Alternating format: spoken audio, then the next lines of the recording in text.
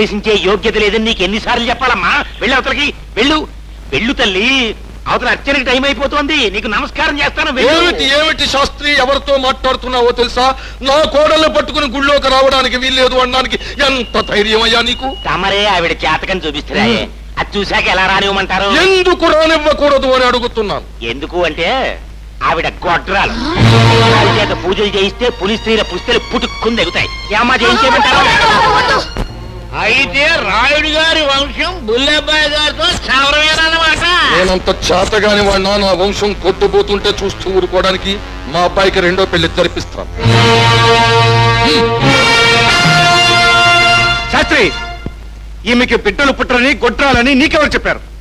ఎవరంటే ఆవిడ పుట్టిన నక్షత్రము, ఆవిడ నడిపిస్తున్న గ్రహమును. అసలు ఆవిడ ముఖ కవళికల్ని చూసే చెప్పగలను ఆవిడ గొడ్రాలు అని. ముఖ కవళికలను బట్టే జాతకాలు చెప్పేస్తావన్నమాట సగర్వంగా. అయితే ఇప్పుడు నా ముఖ కవళికలను చూసి మీ ముగ్గురులో ఎవరిని తంతానో చెప్పు. తెలీదా? పోనీ చెప్పు, నీ జాతకం ప్రకారం నువ్వు ఎన్ని సంవత్సరాలు బతుకుతావు? నేను పూర్ణాయుష్కుణ్ణి, నిండు 100 ఏళ్ళు బ్రతుకుతాను.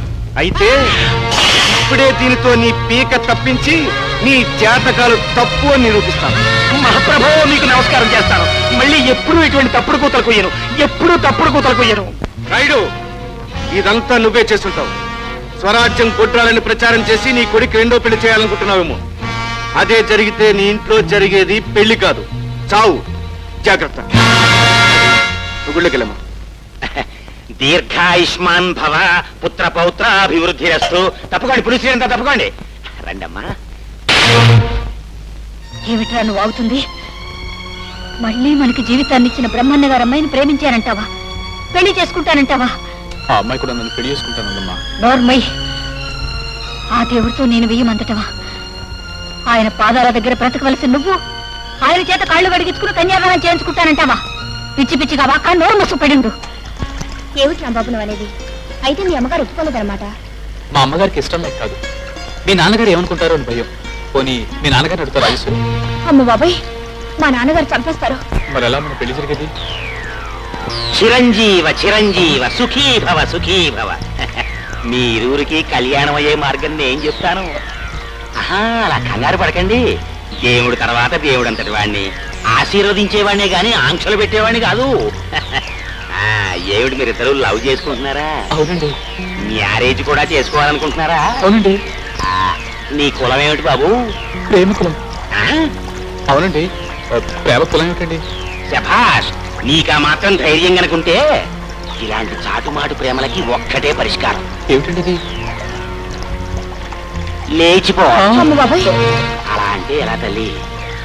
ఈ విషయం గనక మీ నాన్నగారికి తెలిసింది అంటే నిన్ను మీ అమ్మమ్మ దగ్గరికి, అతగాడిని వాళ్ళ నాయనమ్మ దగ్గరికి పంపేస్తారు. పైగా లేచిపోవడం అనేది తప్పేమీ కాదు. శ్రీకృష్ణుడు రుక్మిణి లేచిపోలేదు, పృథ్వీరాజు సంయుక్త లేచిపోలేదు. మీరు కూడా అలాగే లేచిపోయి పెళ్లి చేసుకుని మీ నాన్నగారి కాళ్ళ మీద పడండి, ఆయనే ఆశీర్వదిస్తాడు. సరిగ్గా రేపు ఉదయం 8:55 మంచి ముహూర్తం ఉంది, లేచిపోండి.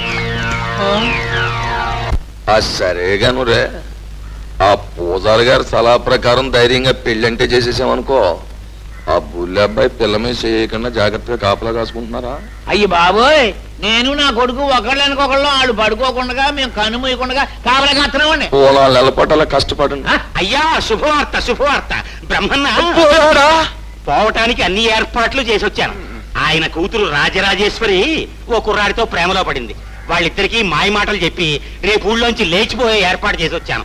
ఆ తర్వాత ఊరంతా గుప్పుమంటుంది, బ్రహ్మన్న గుండె పగిలి చస్తాడు. ఫైనల్ గా ధర్మపీఠం ఈజ్ యువర్స్. మార్కండేయ శాస్త్రి, నిన్ను ఎలా అభినందించాలయ్యా? ఇంత చల్లటి కబురు నా నెత్తిని వేసిన నీకు చల్లటి నీళ్లు పోస్తాను.